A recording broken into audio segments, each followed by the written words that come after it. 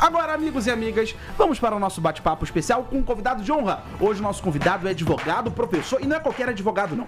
O nosso convidado é advogado de humoristas. E ó, mais precisamente de humoristas como Léo Lins e Danilo Gentili. Ele também é defensor criminal e foi desembargador. Você não mexe com ele não, tá? Desembargador é a última ponta da força do Brasil. É nada, eu vou anotar o contato, porque eu, mais do que ninguém nessa mesa, preciso, viu? A gente tá falando com ele pelo Instagram, @curi.rogério, que lança o livro também aqui através da editora Tiran Loblan, que está nas minhas mãos. Mostra pra mim aqui no fechado, pra quem estiver no YouTube, e eu vou falar. O livro se chama A Necessária Continuidade da Pessoa Jurídica Diante da Prática dos Crimes. Mas aí, doutor, isso aí é muito difícil. Como é que o cara chega na livraria e pega esse livro aí? Você tem aquele livro, como que é? A Necessária Continuidade da Pessoa Jurídica Diante da Prática de Crimes. Vamos falar com o autor hoje, ele, senhoras e senhores, Rogério Curi! Muito bem-vindo, boa tarde, professor, doutor e amigo. Boa tarde. Antes do mais, me permita cumprimentar a Mini pelo aniversário. Obrigada. Né? Assim, é um dia especial, então, para mim, pelo convite no primeiro momento e no segundo momento, por conta do aniversário dela. Acho que o que é de especial hoje é o aniversário e aqui nós estamos para tentar aqui tratar de alguns temas interessantes, tirar alguma dúvida, se o caso, né?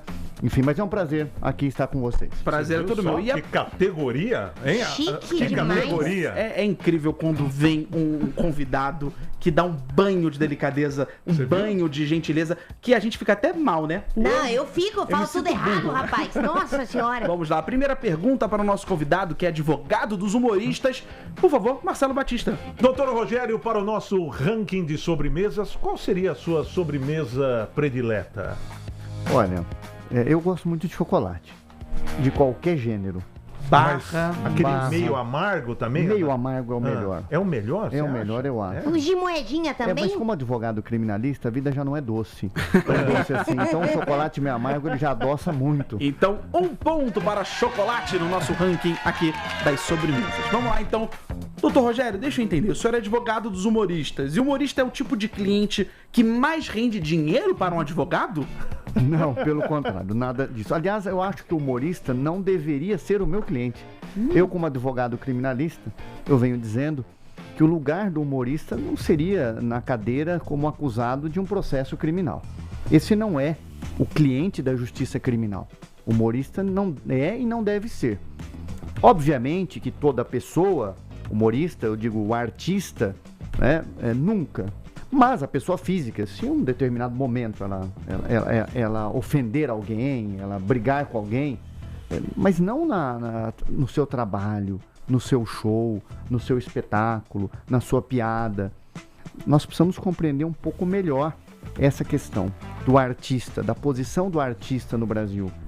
Do artista, principalmente um artista no palco, num show de TV, num programa humorístico, no rádio, TV, enfim, e nós, acredito eu, que nós estamos aplicando de maneira demasiada e equivocada o direito no caso. Eu tenho dito que o local de se discutir uma piada, humor, não é no judiciário. Esse é um primeiro momento. No segundo momento, muito menos no judiciário que trata de matéria criminal. As questões não devem ser assim. Por quê? A Constituição Federal, ela prevê a liberdade de expressão e a liberdade artística. E a partir do momento que eu entendo que naquele ponto a pessoa está cumprindo o seu papel artístico na sua liberdade de expressão, fazendo humor, fazendo piada, eu posso não gostar da piada. Eu posso não gostar do programa sobremesa, mas nem por isso eu tenho o direito de processá-los porque eu não gosto daquilo que vocês falam. Enfim, então tem essas questões e outras mais que nós vamos tratar aqui. E doutor, você falou aí da liberdade de expressão, isso é um dos pilares ali do Marco Civil da internet também, né? Mas tá lá, liberdade de expressão com responsabilidade, né? Ou seja, isso não é mais ou menos aquela história, o marido que vai pro bar beber com os amigos, fala, ô mulher, tô indo pro bar beber, ela fala, pode ir. né? Mas você já sabe o que vai acontecer. Então, como é que se dosa isso, essa liberdade de expressão com responsabilidade? Quem é que decide o que é ofensa e o que não é ofensa? Olha, para efeitos criminais, nós vamos decidir o que é ofensa quando eu tenho uma vontade livre e consciente de ofender alguém. Pode ser uma pessoa individual. Um exemplo. Se alguém disser o seguinte: olha, você é um ladrão. Você é um ladrão, em tese, e praticando isso com intenção de ofender a honra da pessoa, isso, em tese, é um crime de injúria, né? Mas, obviamente, se eu estou dentro de um espetáculo artístico e um personagem diz pro outro, você é um ladrão, ou diz pra pessoa que está assistindo ali o espetáculo, pra plateia, pro público, em tom de brincadeira, de piadas, isso, obviamente que eu não tenho intenção. E acho que aí é o ponto. Com cuidado eu devo falar, mas eu devo ter a minha liberdade de expressão com cuidado a que ponto? Num show, numa apresentação, num show artístico, num show humorístico, aquilo é um show. Ali eu não tenho uma pessoa física, Batista, Lucas, Mini. Eu tenho o personagem. Eu acho que isso é importante nós trabalharmos. E, às vezes, me parece que há uma concepção inadequada, onde eu estou processando, às vezes, o próprio personagem. Ou seja, o personagem falou aquilo e processa a pessoa física. Então, imagine que tem o personagem Batista e processa o Marcelo, porque o personagem num show disse algo que eu não gostei. Mas eu tenho todo o direito de não gostar da sua piada, da sua colocação. Mas daí a processá-lo, a questão é bem diferente. Eu acho até, desculpa te interromper, acho que contribuindo, a gente podia até trocar a palavra personagem por persona. Sim. Porque nem sempre o que vai ao palco, às vezes até em vídeo. Eu lembro o Paulo Gustavo, que infelizmente nos deixou, Sim. mas o Paulo Gustavo tinha personagens muito polêmicos, né, como a Senhora dos Absurdos, e também em alguns determinados momentos ele era de cara limpa, falando aquilo que ele pensava, e às vezes saía uma brincadeira, uma coisa um pouquinho mais pesada, um pouquinho mais ácida, mas era uma persona. Não é de fato o que a pessoa pensa e ela nem tá propagando aquilo, né? Exatamente. E mais do que isso, talvez ele tenha alguma fala que algumas pessoas não se sentem à vontade com aquela fala. Mas a questão que eu chamo mais atenção é que criminalizar essa fala, óbvio que nós temos falas que são criminosas. Muitas falas são criminosas, discriminatórias, injuriosas, caluniosas, difamatórias, onde a pessoa tem a intenção de fato de praticar aquilo. Ou seja, eu vou ofender alguém com vontade livre e consciente e ofendo. Olho lá para a pessoa e digo, olha, você é um ladrão, você é um safado, enfim. Num contexto completamente diferente de um contexto onde nós estamos trabalhando, que é o contexto artístico. E aí a diferença. Dizer que, por exemplo, um humorista, dizer, por exemplo, que um artista de outro setor, Sim. Ao realizar a sua apresentação, o seu espetáculo, o seu show, comete um crime, não me parece, do ponto de vista técnico-jurídico, adequado. Aliás, do ponto de vista técnico-jurídico, é absolutamente inadequado. Não é? Porque eu estou tentando criminalizar... Só traduzir, eu peço desculpas, mas vou tentar traduzir para quem está ouvindo a gente. Então, a sua opinião é que quando um artista se apresenta no palco, ele não pode falar que é crime o que ele está dizendo, o que ele está falando, ainda mais se for uma piada, e ainda mais se tratando de uma pessoa que está encenando. Se tá fazendo de cara limpa, se tá fazendo de personagem, então pouco importa, né? É mais ou menos isso que o senhor quis dizer? Basicamente é isso que mesmo. Bom. Não, é só porque às vezes a minha avó tá ouvindo a gente e a minha avó não é muito dos termos técnicos. Então, vovó Sônia, um beijo inclusive, só pra ela. Você tá entendendo, Minute? Eu tô entendendo tudo, minha avó tá ouvindo também. Ah, que ótimo. E até porque o humorista, quando escreve uma piada, ele não tem a intenção de cometer um crime, não é? É mais do que isso, né? Se você levar em consideração, talvez nem aquele humorista escreveu aquela piada e tem alguém que tenha redigido aquela piada. E é importante que as pessoas conheçam, até mesmo as autoridades, o que está por detrás daquilo. Num show ou num espetáculo, você não faz isso sozinho. Então, se você levar em consideração que eu subi no palco, eu lá com o meu personagem, e nem fui eu que escrevi aquilo, então se eu estou levando em consideração para processar alguém que aquilo é crime, então talvez eu tenha o que a gente chama de concurso de pessoas, quase uma quadrilha ou banda, uma associação criminosa.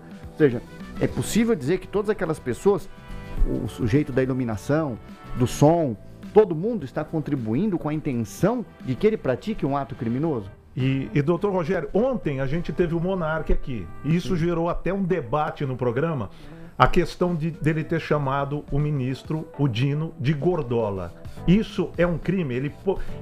O ministro estava certo em processar ele? Eu desconheço qual foi as circunstâncias que foi falada, eu não acompanhei isso. É possível que isso seja um crime? É possível, se eu encontrar alguém e tentando, de fato, ofender essa pessoa, usar uma frase que ela se sinta ofendida. No caso da injúria, a honra que você ataca é a honra interna, é a honra subjetiva.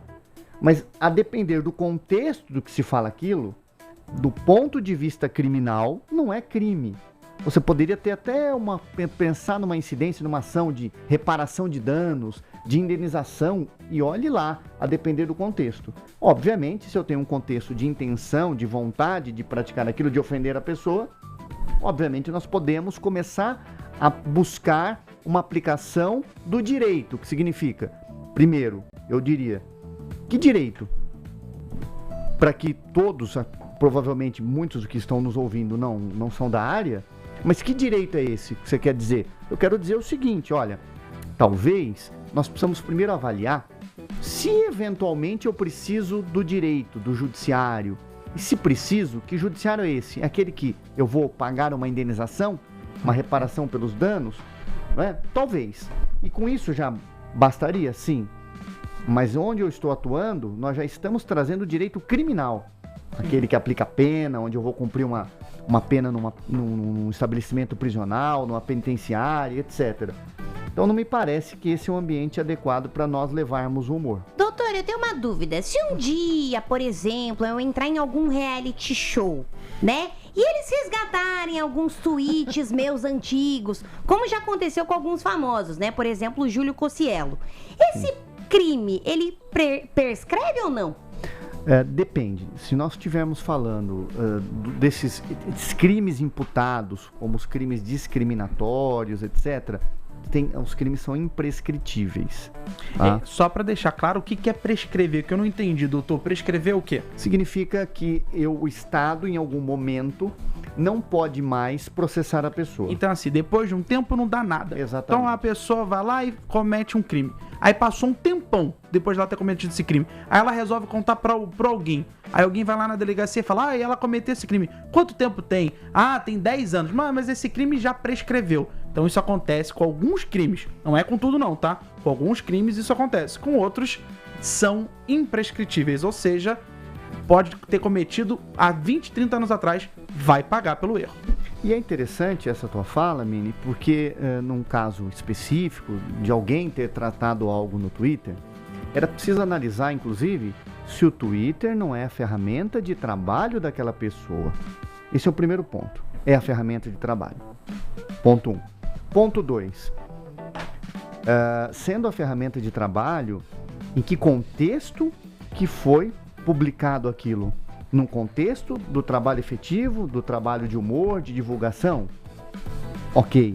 Então aqui não me parece que o direito deva intervir. E aí eu respondo a tua primeira pergunta, voltando à sua primeira pergunta, Batista, exatamente é isso que nós vamos ter, a contenção dessa liberdade que o Marco Civil da Internet nos coloca. Nós somos livres para fazer isso. Obviamente, a própria Constituição Federal vai dizer, olha, você vai indenizar alguém se você extrapolar. Mas me parece que isso não é extrapolar quando eu vou usar lá do X ou de uma rede social para divulgar o meu trabalho. E a intenção única era divulgar o meu trabalho. E eu não posso pensar, seja desse programa, seja de um Twitter seu, de um tweet seu, de uma publicação sua em alguma rede social, eu não posso pensar uma frase, recortar e colar na parede falando, tá vendo? Olha, ela disse isso. Existe um contexto, não é? E não só um contexto, como existe também o emissor daquilo, quem propagou aquilo, quem é aquela pessoa, em que contexto ela estava fazendo aquilo? Ela estava num contexto de uma reunião formal? Ou ela estava divulgando o trabalho artístico dela? Tudo isso precisa ser visto, lido, interpretado de maneira que o direito não deveria ser posto em primeiro lugar.